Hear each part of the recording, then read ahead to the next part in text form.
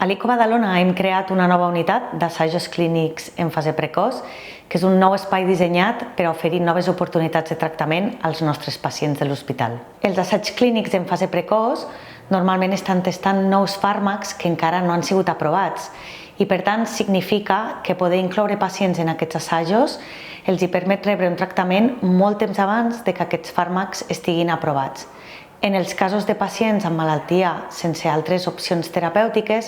els obre una finestra a poder continuar el seu tractament oncològic. El més important des de l'obertura d'aquesta unitat